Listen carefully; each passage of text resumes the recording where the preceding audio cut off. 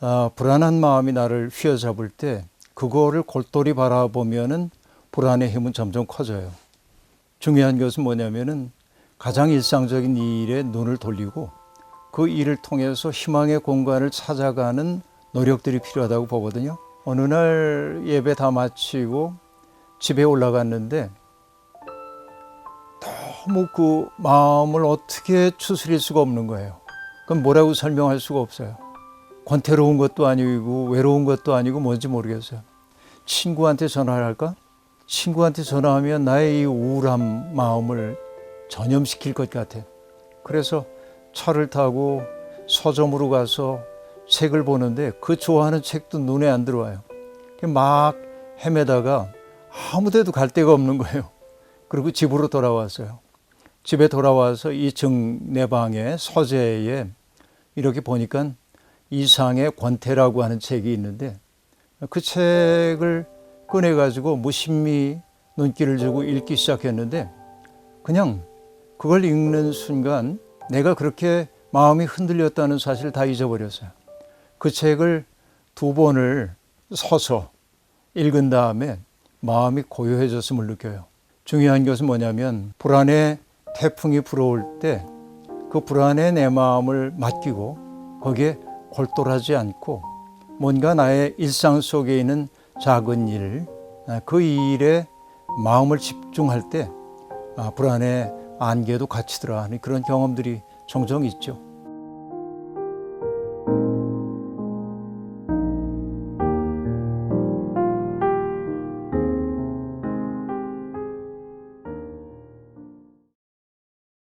어떤 종교라는 것이 어떤 사람의 삶의 문제에 답을 주는데요. 어떤 사람들은 아주 신속하고 기적적이고 또 급격한 변화를 보길 바라고 기존 종교에서 그런 답을 주지 못한다고 느끼니까 그런 답을 주는 곳으로 찾아가는 거죠. 그런데 실상 문제는 정말 그런 답이 있는가? 그런 삶의 문제에 해결책이 있는가? 대다수의 사람들은 그것을 발견하지 못할 겁니다. 왜냐하면 우리의 삶은 그렇지 않으니까요. 마치 도깨비 방망이처럼 금나와라 뚝딱 금나와라 뚝딱 해서 나오는 그런 게 우리 삶이 아니라는 건 너무나 명확하니까 어떤 집단은 이단이라고 불리고 또 더 나아가서 사회적으로 사입이라고 불리는 그런 단체들이 생겨나고 사람들이 거기에 미혹되고 그렇게 되는 것 아닌가 싶습니다.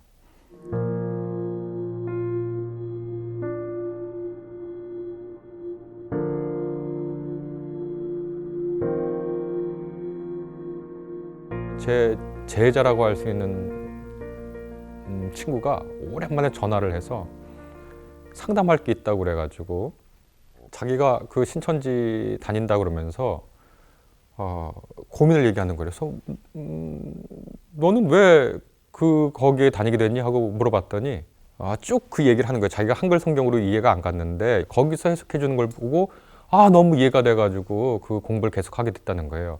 그 말을 듣고 너무 깜짝 놀랐어요. 왜냐하면 그 친구가 이른바 명문대라는 데를 나왔고요. 너 영어 선생님이 아니냐? 그랬더니 맞아요. 그래서 너 그거 네가 이해 안 갔다는 거 영어 성경 갖고 와서 읽어봐라. 그랬더니 그 영어 성경으로 읽고 이 친구가 약간 놀라는 거예요. 일단 성경을 매우 유치한 방식으로 풀어요. 어떤 하나의 방법으로 성서 모두를 해석할 수가 없어요. 그런데 어떤 특정한 것만 고집하는데 그 고집의 이유는 뭐냐면 자기들에게 유리하게 성경 해석의 방향을 바꿀 수 있기 때문에 그런 거거든요. 지금까지 해석이 안 됐는데 이런 방식으로 하면 성경을 완전히 해석할 수 있다. 거짓말입니다. 제가 그 성서를 공부한 지가 그리고 성서로 뭐 하기도 하고 여러 편 논문 썼지만 아직도 성서를 공부할 게 많아요. 그런데 성서의 비밀을 모두 풀었다? 저는 거짓말이라고 생각해요. 이 세상에 있는 어떤 훌륭한 성서학자나 목사님이나 기독교 신앙인도 성서의 비밀을 모두 해석했다라고 주장할 수 있는 사람은 단 한 명도 없다는 건 뭐 확신에 차서 얘기할 수가 있습니다.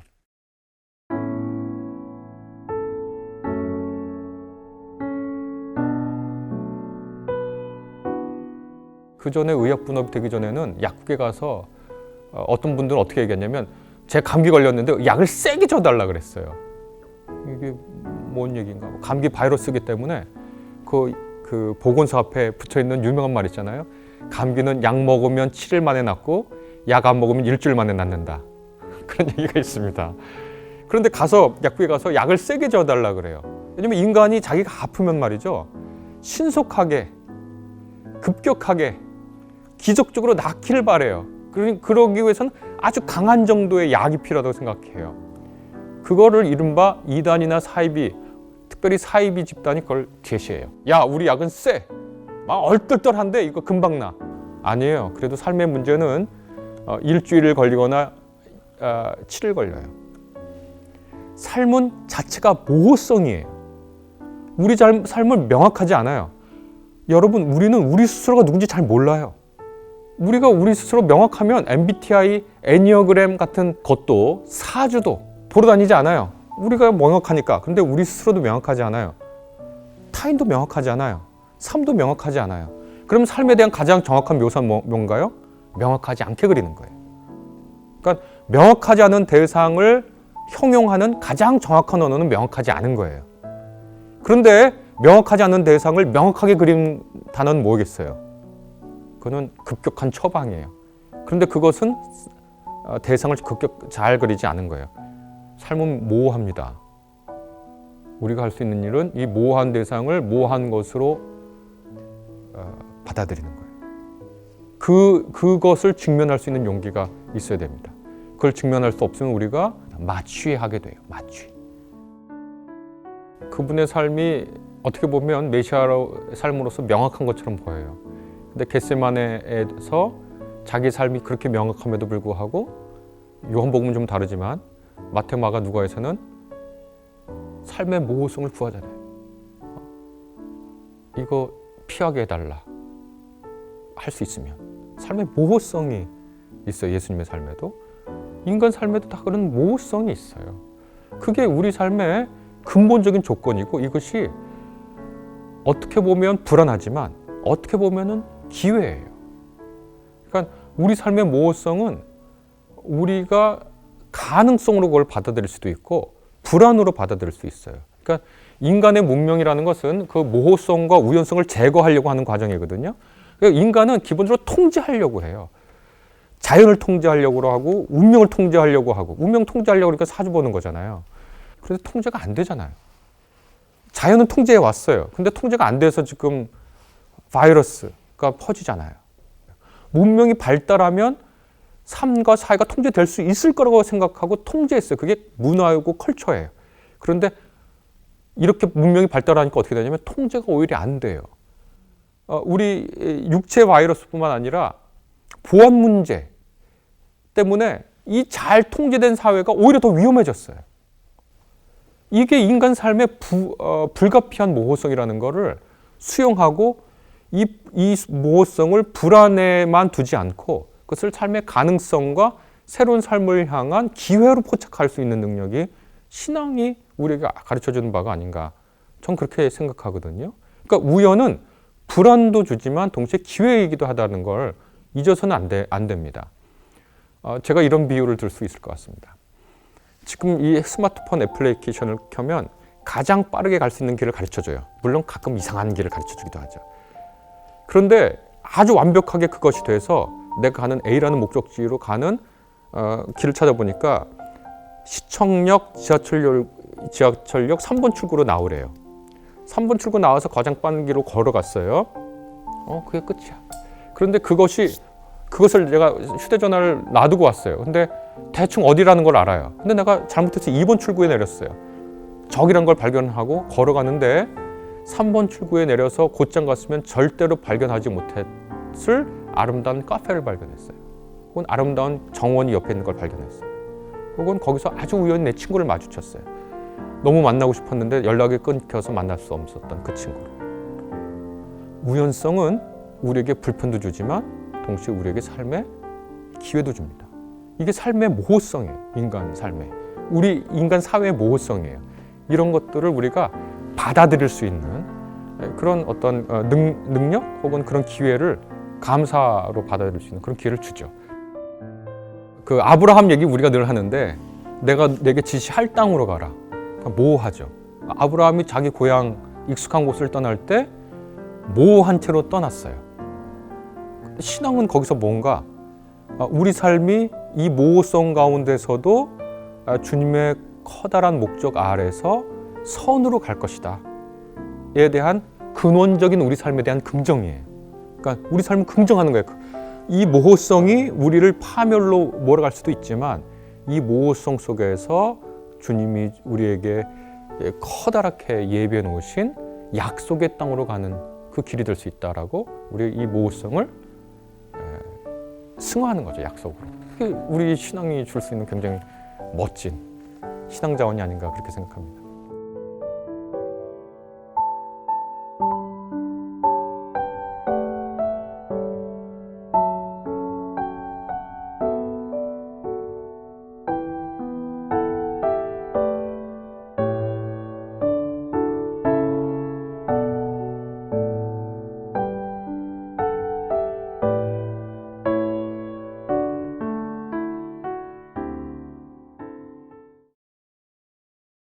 먼저 우리 삶의 제일 어려운 부분 중에 하나가 내 뜻대로 되지 않는 거죠. 그러니까 나는 내가 원하는 자리에 내가 없었기 때문에 내 인생이 늘 실패한 거라고 생각하고 나에게 만족이라는 것이 존재하지 않았어요.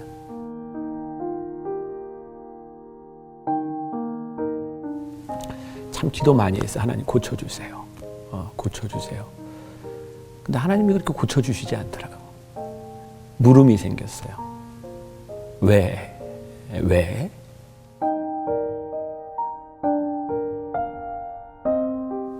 나는 내가 목사로서 살아가면서 모든 사람에게 모든 답을 해줄 수 있다거나 내 인생의 모든 답을 얻을 수 있다고 생각하지 않아요. 만일 내가 그럴 수 있다면 나는 하나님을 안 믿을 것 같아요. 왜? 내가 다 아는데 뭐. 나도 동일한 30년 동안에 그런 시간을 지나온 아버지로서 이야기한다면 이런 기도가 필요할 것 같아요. 하나님, 저에게 용기를 주세요. 용기라고 하는 것은 우리의 환경 가운데 이 하나님을 믿으며 우리의 환경을 직면하는 것이라고 생각하거든요.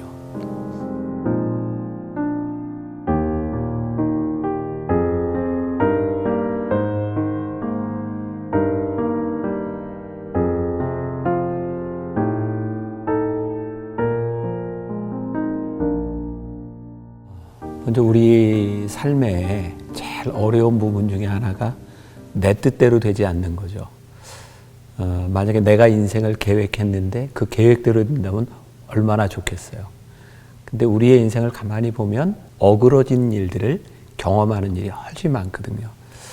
그래서 우리들의 인생을 대하는 굉장히 중요한 태도 가운데 하나는 내가 원했던 일이 어떻게 이루어지는가 보다는 내가 원하지 않던 일들을 내가 어떻게 내 삶에서 해석해내는가. 사실은 사건보다 해석이 훨씬 중요한 거죠.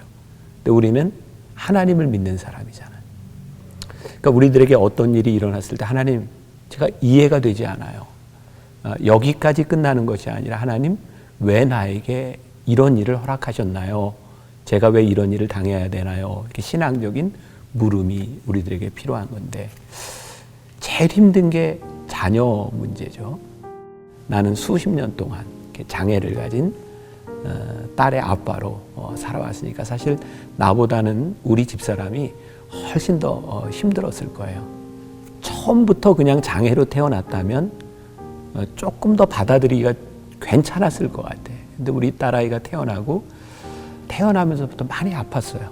병원에 입원을 해야 됐고 신생아 중환자실에서 살 수 없다는 그런 가능성에 대한 이야기도 들었고, 근데 진짜 기도하고 우리 딸아이 피를 이렇게 교환 수혈이라 그래서 70% 이상 다 바꿔주고 그 인펙션 감염된 게 나가면 사는 거고 아니면 죽는 거다. 그런 상황 가운데서 하나님이 살려주셨어요. 야, 이거 하나님 살려주셨구나.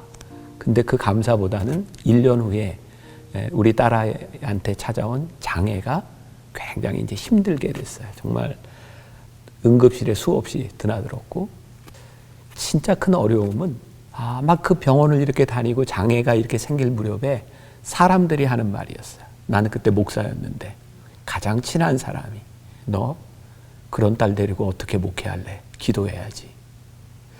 그게 가슴이 무너지는 얘기였어요. 부모보다 딸을 위해 기도하는 사람이 누가 있겠어요? 근데 주변 사람들은 너무 쉽게 그런 이야기를 하는 거죠. 참 기도 많이 해서 하나님 고쳐주세요. 고쳐주세요. 근데 하나님이 그렇게 고쳐주시지 않더라고요. 물음이 생겼어요. 왜? 그리고 나는 이제 그때 장애를 가진 딸을 데리고 미국으로 이제 유학을 가게 됐고, 그 미국이라고 하는 사회가 지금 우리나라하고는 많이 다르게 한 30년 전 그 미국 사회는 정말 우리나라에서 경험해 보지 못한 일, 그러니까 장애를 가진 아이를 이렇게 잘 돌봐줄 수 있구나. 그래서 우리 딸아이는 내가 미국에서 공부하는 5년 동안 진짜 행복하게 장애를 가지고 살았어요. 이제 한국으로 돌아와서 한국 학교에 들어가게 됐을 때, 그때부터 우리 딸 아이가 많이 힘들어지기 시작했죠. 제일 힘든 건 장애로 인해서 친구들에게 왕따를 당하는 일이었고, 그리고 그 사실을 부모인 우리가 모르고 있었고, 나중에 이제 그 일을 이제 알게 됐고, 그때 내가 가졌던 반응은 이 사회를 떠나야 되겠다. 내가 장애를 가진 이 딸을 데리고 여기서 살 수 없겠다. 이제 그런 상황이었어요. 그러니까 그 질문을 한 그 분의 마음을 나는 어느 정도 이해를 할 수 있을 것 같아요. 근데 우리 딸의 장애 문제가 해결되지는 않았는데 그 장애를 통해서 하나님이 나를 바꾸어 가시는 일이 있었어요. 나는 그때까지 인생을 살아가는 방법, 사람은 노력하면 돼. 노력하면 뭐든지 할 수 있어. 사실 그게 내가 살아온 방식이었어요. 나는 노는 거 굉장히 좋아하는 사람이었는데 열심히 놀다가도 공부해야 되겠다. 맘먹고 공부하면 내가 이루려고 하는 일정 부분을 이룰 수 있었고, 그러니까 사람은 노력하면 돼. 그런데 우리 딸 아이는 지적 장애를 가지고 있어요. 그것도 태어날 때부터 장애를 가진 게 아니라 약 부작용으로 의해서 후천적으로 찾아온 일이었어요. 그러니까 너무 억울한 거지. 그러면서 깨닫게 된 게 뭐냐면, 세상에는 노력한다고 다 되는 게 아니구나. 특히 이제 내 딸아이 같은 경우에는 누군가 옆에서 도와주고 누군가 특별한 관심을 보여주지 않으면 안 되는 거구나. 그래서 나를 바꾸셨다고 하는 거는 그때부터 내가 이제 만나교회 목사로서 목회를 하는데, 나는 그전까지 굉장히 엘리트 중심적으로 예수를 믿으면 이렇게 잘 돼야 돼요. 노력하면 되는 거예요. 그런 목회를 하고 있었다면 우리 딸을 통해서 누군가 도와주지 않으면 안 되는 사람들이 눈에 들어오기 시작했고, 교회가 해야 되는 일들이 세상에서 잘 나가는 사람들을 위해서가 아니라 누군가 도움이 필요한 사람들을 위해서 우리들이 해야 되는 일이 있구나. 그런 것들을 깨닫게 됐죠. 특히 제가 이제 미국에서 이제 공부할 때, 제가 오하이오, 콜럼버스 오하이오라고 하는 곳에 있었는데 거기는 소위 성공한 한국 사람들이 많았어요. 메디컬 닥터 아니면 PhD. 교회를 가보니까 자식 자랑하는 사람이 그렇게 많더라고. 우리 애가 하버드 갔어요. 예일 갔어요. 프린스턴 갔어요. 나는 그래서 이민 온 한국 세대의 많은 사람들이 다 그렇게 자식이 잘 됐는지 알았어요. 근데 교육 목사를 하면서 깊이 들어가 보니까 자식 때문에 아파하고 자식 때문에 힘들어하는 사람은 교회에서 자식 얘기를 하나도 못하고 있더라고. 내 딸을 통해서 그 사람들을 보게 하셨어요. 여기에서 나는 우리 딸을 통해서 하나님이 나에게 세상을 다르게 보게 하시고 내 목회를 바꾸어 주셨다고 하는 것에서 나는 하나님의 그런 뜻이 있구나. 그런데 나에게 해결되지 않는 문제가 있는 거예요. 하나님, 그런데요, 내 딸을 통해서 하나님이 내 생각을 바꾸어 주셨는데 내 딸이 당하는 고통, 아픔에 관한 것은 어떻게 해석을 해야 되나요? 이 부분에 대한 내가 답이 없어요. 그런데 이제 30년을 이렇게 지나오면서 30년이 아니라 벌써 이제 한 33년 이런 시간들을 지나오면서 우리 집사람하고 나의 큰 걱정은 이제 그런 거였어요. 우리 딸보다 우리가 먼저 죽을 텐데 우리 죽고 나면 우리 딸 어떡하나. 근데 진짜 기적과 같은 일이 일어났죠. 몇 년 전에 우리 딸이 결혼을 했는데 아무도 결혼을 하려고 생각을 하지 않아서 그런 장애를 가지고 있었기 때문에. 근데 정말 이야기가 길지만 우리 사위를 만나게 되고 그 짧은 과정 가운데서 둘이 결혼하겠다고 하고 그리고 시댁의 허락을 받고 이제 결혼을 했어요. 여기까지 해피엔딩. 그런데 나는 우리 딸이 이렇게 결혼하고 행복해지면 다 끝날 줄 알았는데 장애를 가지고 있는 딸을 그대로 받아들이고 결혼한 사위가 장애를 가진 딸하고 살아가는 게 쉽지 않았어요. 그때부터 어려움이 또 시작이 됐어요. 하나님 이쯤이면 될 줄 알았는데 하나님 왜? 그래서 나는 우리 딸하고 사이가 못 살지도 모르겠구나. 다시 내가 평생을 데리고 살아야 될지도 모르겠구나. 그랬는데 또 그 과정이 지나가서 요즘 또 둘이 너무 행복하게 잘 살고 있어요. 우리의 삶에는 우리가 이해할 수 없는 부분들, 나에게 이렇게 납득이 되지 않는 부분들을 우리는 비극이라고 이야기할 때가 많이 있어요. 그런데 사실 내가 이해하지 못하고 내가 원하는 대로 되지 않는다고 내 인생을 비극이라고 이야기한다면 우리의 인생은 처음부터 끝까지 비극일 것 같다라는 생각이 들어요. 나는 지금 그 아픔을 가지고 힘겹게 지나가고 있는 이 분에게 딱 맞는 답을 드릴 수 없어요. 그러나 한 가지 분명한 것은 그 일을 통하여 하나님이 내 인생에 계획하고 계심을 깨닫게 되는 때가 있고 힘겹지만 그것을 우리들이 받아들이는 때가 있어요. 그런데 거기서 끝나면 좋은데 거기서 또 끝나지 않아요. 또 많은 시간들이 내 뜻대로 흘러가지 않는 삶의 시간들을 우리들이 많이 경험하게 되는 거죠. 그러나 나는 내가 목사로서 내가 한 가지 고백할 수 있는 것은 하나님, 내 딸로 인하여 내가 목회를 하는데 내가 보지 못하던 것을 보게 하셨고 저에게 이런 목회의 길을 가게 하신 것이 제 딸로 인함입니다. 라는 고백을 하지만 아직도 나에게 풀리지 않는 것. 그럼에도 불구하고 우리 딸이 그렇게 당하고 그렇게 힘들어했던 그 시간들에 대하여 하나님 이건 무엇인가요? 아직까지 나에겐 답이 없어요. 그리고 우리 딸이 요즘도 예배를 드리면서 온라인으로 우리 딸이 이제 보령에 살고 있는데 늘 그런 댓글이 올라오는 거예요. 하나님 저 낫게 해주세요. 하나님 저 깨끗하게 해주세요. 하나님 저 고쳐주세요. 그 얘기를 들을 때마다 마음이 많이 아프죠. 내가 설교하면서 예배 시간에 우리 딸의 글을 보니까 그런데 정말 감사한 것 중에 하나는 우리 딸이 기도하고 있구나. 소망을 가지고 있구나. 그리고 요즘은 우리 딸이 전혀 생각지도 못했던 일인데 창세기부터 성경을 이렇게 필사를 하고 있어요. 그게 우리 딸은 지적 장애도 있고 손도 잘 움직여지지 않아요. 글씨 쓰는 게 쉽지 않아요. 근데 창세기부터 지금 출애굽기까지 털 써서 이렇게 카톡방에 이렇게 올려놔요. 자, 여기서도 또 많은 문제가 발생하겠죠. 목사님 아이의 장애는 거기까지지만 더 심할 수도 있고 덜 할 수도 있고 우리들에게는 이해할 수 없는 인생의 문제들은 여전히 많이 있지만 그 문제를 놓고 우리들이 하나님 앞에 대면하고 답을 얻고 그리고 우리 인생을 인도하시는 하나님의 그 인도하심을 깨달아가는 것이 신앙의 여정이라고 생각해요. 그리고 이 인생의 여정이라고 하는 것은 모두에게 동일하지 않다는 거예요.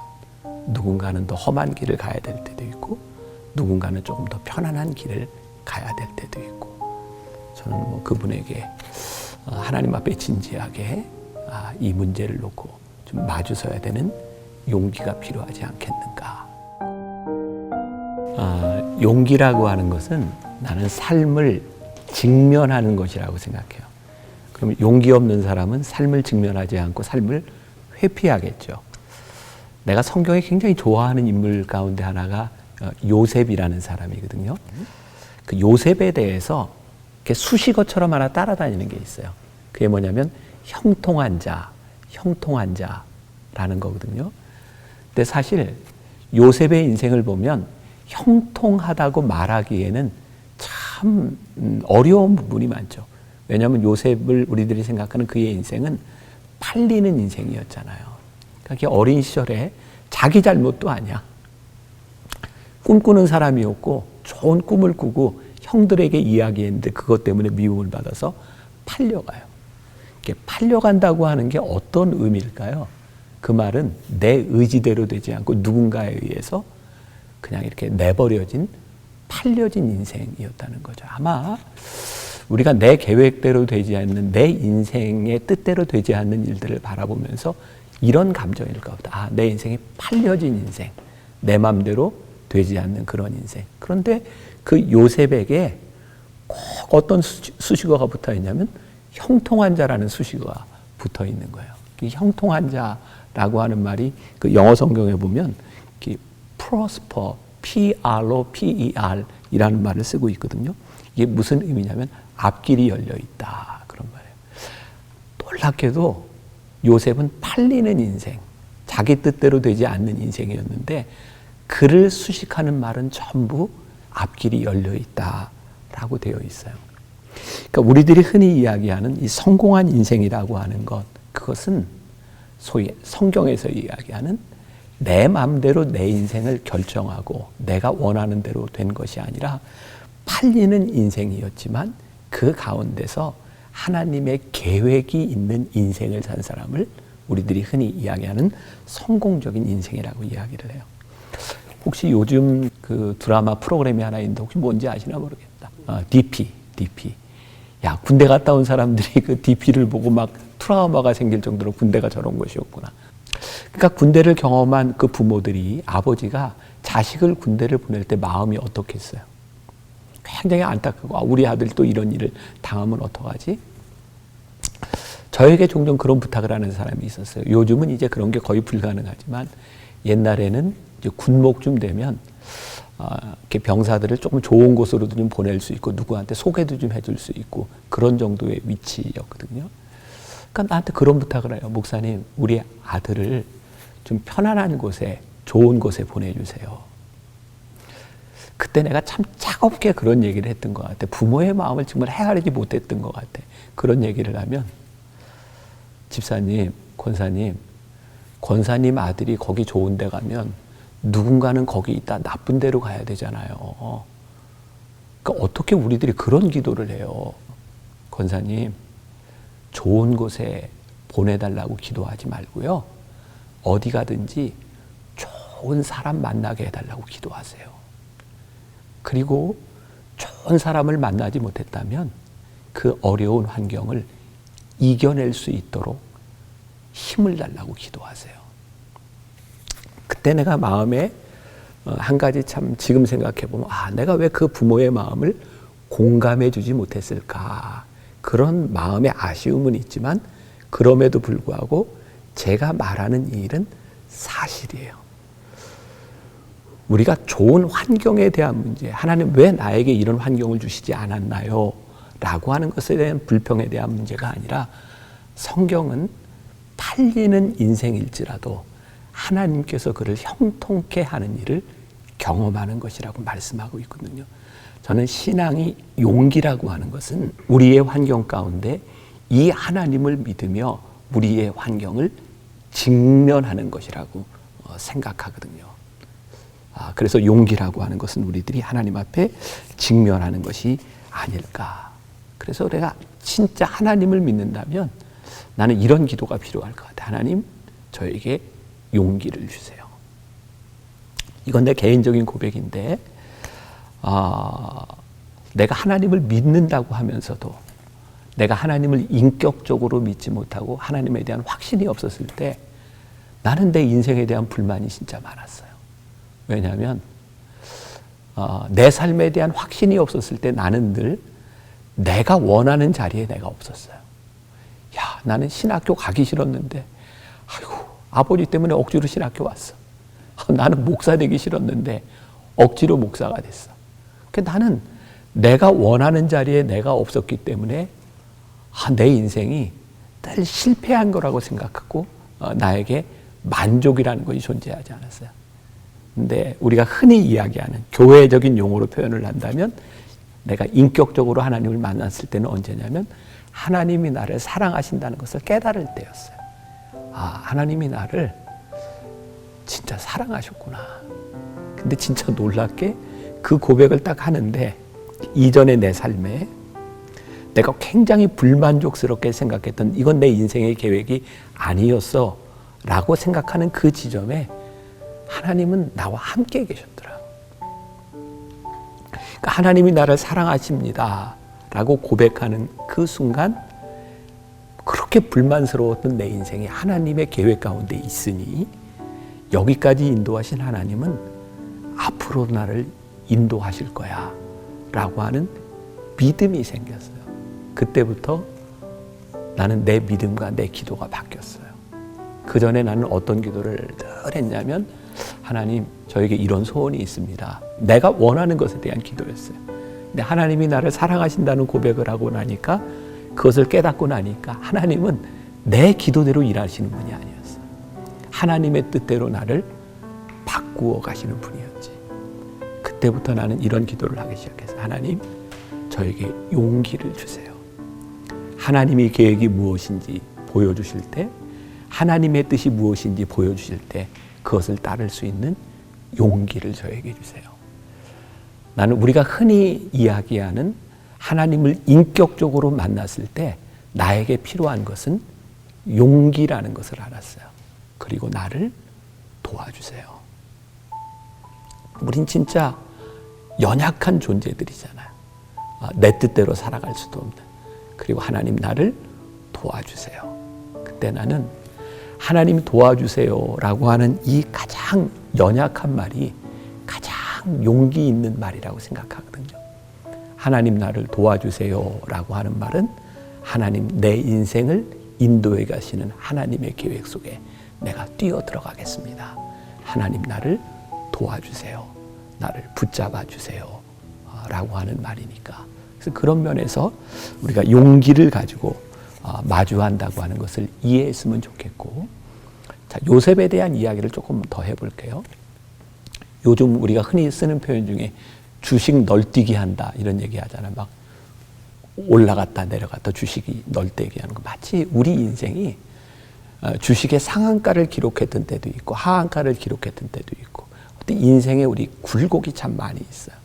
저는 뭐 그걸 업 앤 다운이라고 표현을 하는데 이 세상을 살고 있는 사람 중에 누구도 인생의 업 앤 다운을 경험하지 않는 사람이 없어요. 요셉의 이야기로 들어가면 요셉은 금수저였잖아요.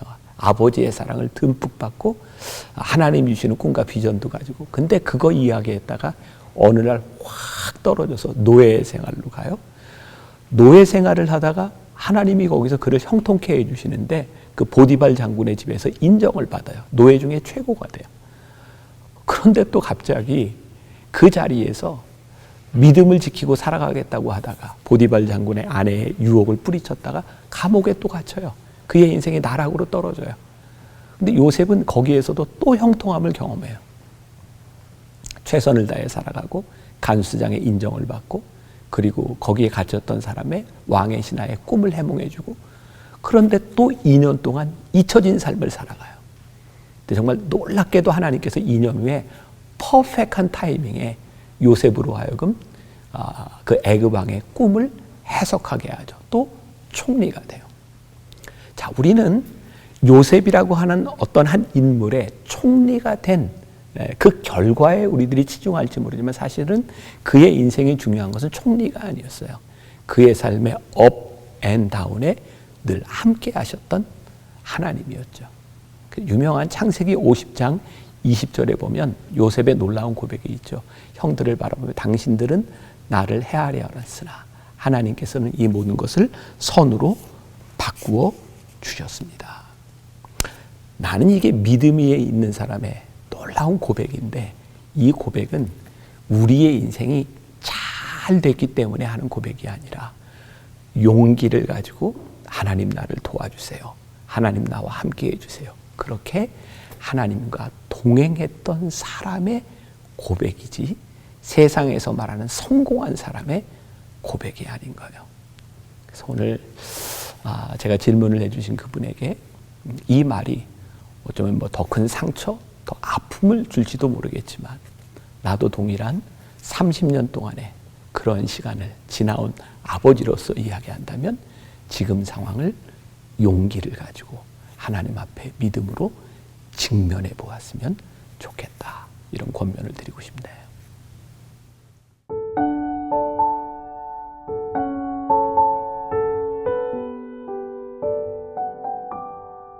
많이 울어요. 내가 제일 마음 아픈 게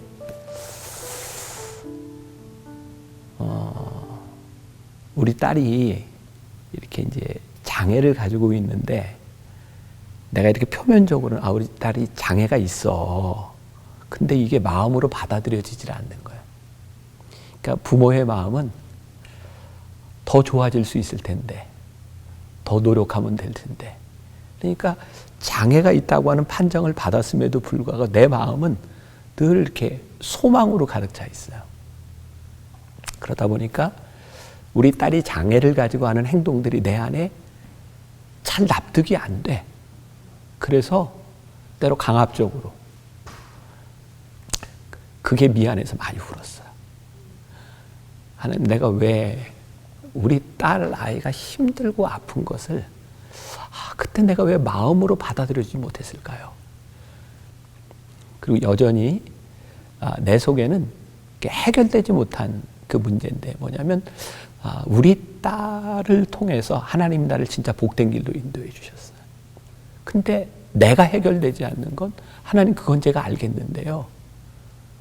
우리 딸이 힘들어하는 건 내가 해결이 안 돼요. 근데 그 부분은 또 우리 딸의 몫이고 하나님의 몫이 내가 단지 이해하지 못하는 부분들이 있다. 나는 내가 목사로서 살아가면서 모든 사람에게 모든 답을 해줄 수 있다거나 내 인생의 모든 답을 얻을 수 있다고 생각하지 않아요. 만일 내가 그럴 수 있다면 나는 하나님을 안 믿을 것 같아요. 왜? 내가 다 아는데 뭐. 그래서 끊임없이 나에게 이 부족한 부분들이, 나에게 해결되지 않는 부분들이 여전히 나에게 믿음이 필요하고 여전히 나에게 용기가 필요하고 여전히 하나님을 의지할 수밖에 없고, 그래서 난 사도 바울을 참 많이 이해하는 게 내 약함이 강함입니다 라고 고백했던 것. 사도 바울이 그래서 그런 고백을 했구나. 만일에 사도 바울에게 육신의 가시와 연약함이 없었더라면 하나님을 의지하지 아니하고 그가 마지막에 하나님을 떠날 수도 있었겠구나. 우리의 인생에 이해할 수 없는 약한 부분들과 우리의 인생의 고민들이 이것이 강함이군요. 이것 때문에 우리들이 하나님을 의지할 수밖에 없었군요. 사실은 우리가 이해하지 못하는 그것들이 우리를 믿음의 끈으로 이어주고 우리를 하나님께 붙들도록 만들어주는 것이 아닐까. 이게 이제 믿음의 역설일 것 같아요.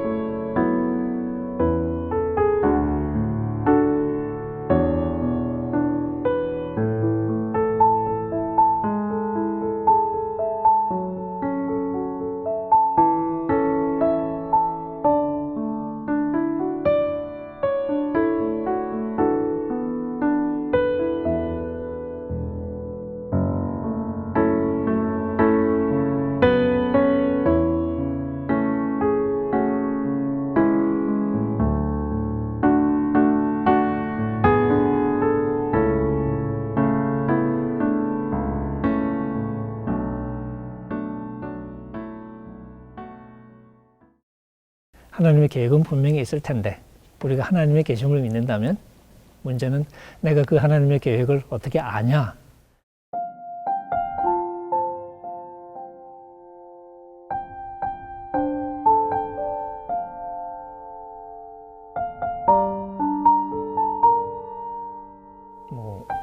저희 아버지처럼 옆에 실제로 딱 계셔서 뭐 대학에 뭐 무슨 과 갔으면 좋겠다. 그렇게 물리적으로 확인 가능한 방법으로 다가오는 게 아니기 때문에 질문을 자꾸 이렇게 하게 되는 것 같습니다.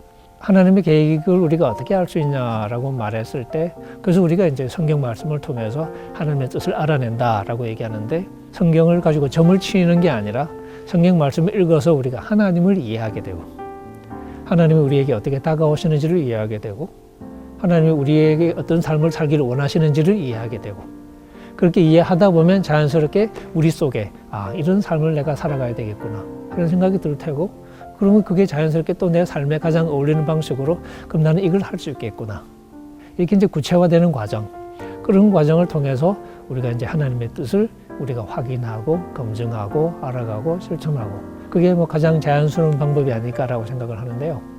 하나님이 내 이성이나 이 사고를 그냥 주신 게 아니라 생각하라고 주신 거고, 그리고 생각하면서 살라고 주신 건데, 바로 그런 생각하면서 살아가는 삶을 통해서 하나님의 뜻을 확인하는 거죠.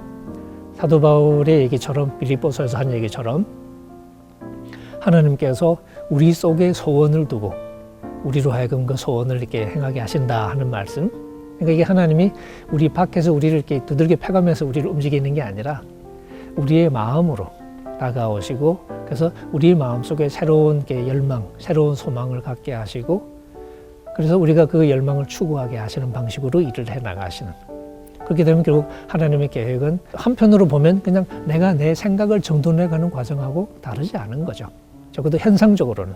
근데 이제 그 생각을 정돈해가는 것이 우리의 욕망을 따라서 정돈해가는 게 아니라 하나님이 원하시는 뜻을 물으면서 정돈해가는. 그러니까 이제 그게 다른 길이 될 수 있는 거겠죠.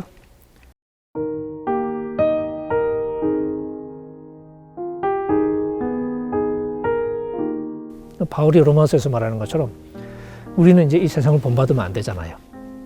마음을 새롭게 해서 변화를 받아야 되잖아.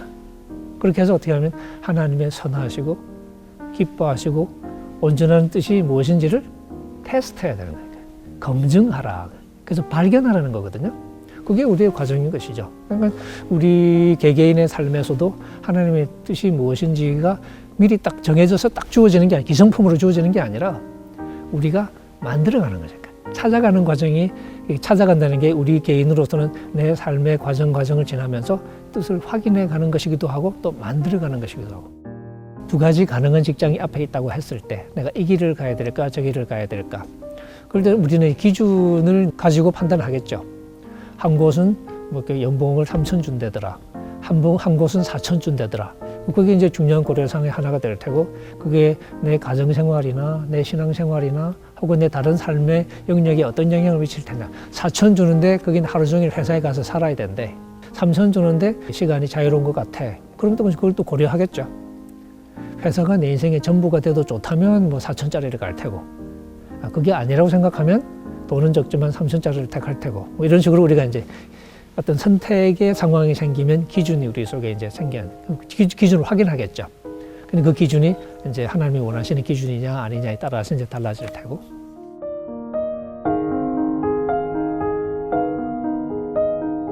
이게 좀 중요하다고 생각하는 게, 많은 경우 우리가 하나님 뜻을 자꾸 물으려고 그래요. 자꾸 물을 때는 자꾸 우리가 이제 점치는 심리가 그렇지 않습니까? 점치는 심리는 그 책임을 피하고 싶은 심리가 상당히 많이 작용하잖아요. 그러니까 내가 내 인생을 책임질 수는 없는데 책임을 또 피하고 싶을 때, 그 짐을 덜고 싶을 때 우리가 점을 쳐서 초월적인 어떤 결정으로 생각하고 내가 짐을 드는 건데, 우리가 하나님의 계획을 자꾸 물을 때도 비슷한 심리가 좀 작동하는 것 같아요. 그러니까 하나님의 계획이라고 얘기하고 나는 조금 빠지고 싶은 그런 심리일 수도 있고요. 이미 내가 마음속에 욕심이 있는데 그 욕심을 정당하기 위한 어떤 방법의 하나로 자꾸 그런 얘기를 덜먹일 수도 있는 것 같고. 네. 그래서 실제 우리의 삶의 많은 부분은 굳이 우리가 하나님 뜻이 뭐지? 라는 질문을 던지지 않아도 괜찮은 정도의 선택일 때가 많아요. 사실은 이래도 저래도 상관없는 경우. 제가 학교 올 때도 뭐 걸어오는 길이 한 곳이 아니고 어떤 때는 이 길로 오고 어떤 때는 저 길로 오고, 어느 길로 왔다고 이렇게 맞고 어느 길로 왔다고 틀리고 그런 건 아니거든요. 그냥 다른 길이 있는 거죠. 그런 경우도 존재하죠.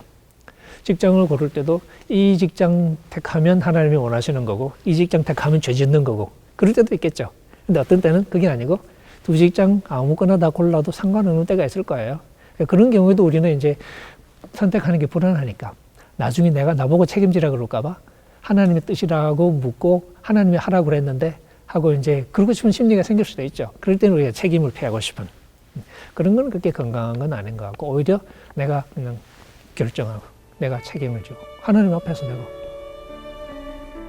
난 최선을 다해서 이렇게 했다라고 그런 내가 이미 하나님을 사랑하는 나니까 내 계획을 묻는 것은 결국 하나님 계획을 묻는 거하고 똑같은 거예요. 그게 중요하지. 그러니까 나를 올바르게 하는 게 중요하지 하나님 뜻을 묻는 게 아주 중요한 건 아닐 수 있다는 이야기죠. 저는 개인적으로 이렇게 무슨 인생의 계획을 사실 세워본 적이 거의 없는 것 같아요. 상담 공부하기 위해서 이제 대학원을 가겠다 그랬는데 나중에 계획이 갑자기 바뀌어서 신학 공부를 하게 됐고 상담하고 신학을 합치면 목회 상담이겠네. 그러니까 목회 상담을 해야 되겠다 하면서 보니까 조금씩 바뀌어서 성사학 쪽에 좀 더 관심이 자꾸 쏠리고 그러다 보니까 성사학을 전공하게 됐고 처음에 생각하고는 달라진 거죠. 저절로 이제 그렇게 됐어요. 그 외에 또 이제 다른 삶의 환경을 놓고 봤을 때도 뭐 어느 학교 가야지 어디 가야지 이런 결정을 사실 미리 계획을 못 세웠던 게 뭐 돈을 많이 가지고 공부를 했던 게 아니라 사실 힘들게 좀 이렇게 했던 상황이라 형편이 여건이 열리는 대로 가야 되는 경우가 많았거든요. 그러니까 열리는 게 유일한 선택이었기 때문에 사실 뭐 계획을 세울 여지가 없었던 거죠. 그때 주어진 걸 그냥 하는 거죠. 주어진 역할은 충실히 하는 거죠. 주어진 역할을 충실히 하면서 살아가다 보면 그 다음을 생각해야 될 필요는 별로 없는 것 같아요. 제가 느끼기에는. 많은 경우에는. 근데 그러다 보면 어떤 상황들이 생겨나고 그런 상황 속에서 때로는 선택해야 될 경우가 생기고 예를 들면 학교를 옮겨야 되냐 말아야 되냐. 숭실이 이제 3번째 학교인데 처음에 저한테 권하실 때 제가 거절했죠. 옮길 상황이 아니라고 판단했으니까 난 여기서 그냥 계속 있겠다. 또 그 권했어요. 아니다. 난 여기서 있겠다. 3번째 그분이 또 저를 찾아왔어요. 그래서 그때는 제가 이제 있던 학교에서 이제 학교 운영하시는 이사장님하고 그때 많이 싸우고 갈등하고 막 그래서 이제 더 이상 어떻게 뭐 방법이 없는 상황. 그래서 여기서는 이게 끝인가 하는 그런 생각이 이제 물이 차올랐을 무렵에 그분이 또 이제 찾아와줘서 그렇게 되니까 그때는 생각을 그러면 이제는 때가 된 건가? 사실 안 옮기는 게 훨씬 더 편할 수도 있는데 제가 역할을 하는 걸 생각해 보면 한국 교회에서 혹은 신학계에서 제 목소리를 내고 역할하는 걸 생각해 놓고 보면 조금 장소가 바뀌는 게 오히려 나에게 훨씬 더 낫겠다. 그리고 때로는 뭐 가족의 의견을 듣기도 하고 그렇게 해서 옮겼어요. 이런 식인 거예요. 그러니까 그때 이제 상황을 두고 생각하고 판단하고. 근데 그게 지금 돌이켜 생각하면 그렇게 살아왔던 쪽 과정이 하나님의 뜻을 다 이루어온 과정이었냐? 그건 모르겠어요. 저는 대개는 나쁜 선택은 아니었다고 생각을 하는데 왜냐하면 그때 선택할 때마다 제 나름대로는 가장 좋은 선택을 하려고 애를 썼고 그런 판단 하나하나가 이제 뭐 욕심에 따라가는 그런 판단만은 안 되게 하려고 욕심이 없다고는 말할 수 없는데 욕심이 있는데 그것만 유일한 기준이 되지 않게 하려고 이제 그때 하루하루 점쳐서 사는 인생이 아니니까 이미 우리가 예수를 믿으면서 하나님과 이제 이 관계를 갖고 말씀을 읽으면서 우리 속에 쌓여 있는 신앙적인 세견이 있고 그런 걸 우리가 판단하고 그런 과정을 거쳐서 이것인 것 같다라고 우리가 최선을 다해서 판단하고 거기에 따라 행동하고 실수가 날 때도 있죠. 그럴 때는 아차 하고 의도적인 잘못이 아닌 또 우리의 잘못이니까 또 뭐 회개의 제목이 되기도 하고 그렇게 해나가면서 하나님의 뜻을 확인해가고 만들어가는. 그래서 저는 하나님이 나를 향해서 계획이 있다는 사실은 우리가 의심해야 될 문제는 아닌 것 같아요.